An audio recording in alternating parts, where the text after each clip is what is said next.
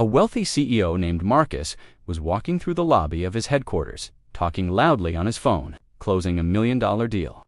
He was the type of man who measured people by their net worth, not their character. As he rushed toward the elevator, he didn't notice the wet floor sign.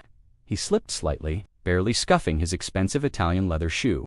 Furious, he looked down to see an elderly janitor named Elias holding a mop, looking terrified.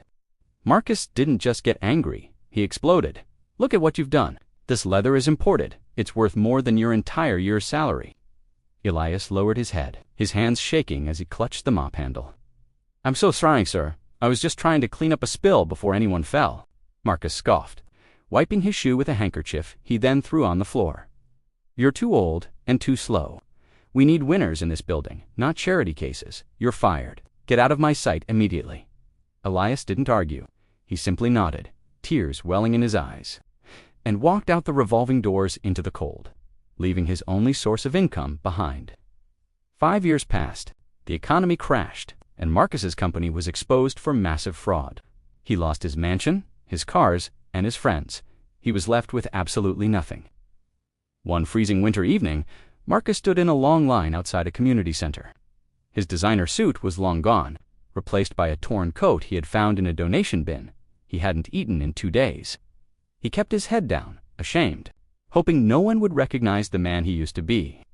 When he finally reached the front of the line, a warm hand placed a container of hot stew into his shivering palms. "Careful, it's hot," a gentle voice said. Marcus looked up and froze. The man serving the food was Elias, the janitor he had fired. Elias looked healthy, happy, and was wearing a badge that read, "Director." Marcus tried to pull away, overcome with guilt. I can't take this. Do you know who I am? I'm the man who fired you. I treated you like garbage." Elias didn't scream. He didn't gloat. He just smiled warmly and placed a piece of bread on Marcus's tray. "I know who you are, Marcus, and I also know that hunger doesn't care about the past." Marcus broke down sobbing right there in the line. Why help me?"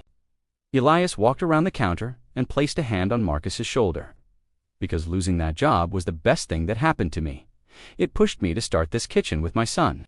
My grandfather used to say, 'Be thankful for the closed doors, for they often guide us to the open windows.'" "I have nothing to offer you," Marcus whispered. "You have 2 hands," Elias replied. "Eat, then, if you want, grab an apron. We have a lot of dishes to wash." From that day on, Marcus didn't run a company, but he found his humanity. He learned that the measure of a man isn't what he has in his pocket, but what he gives from his heart.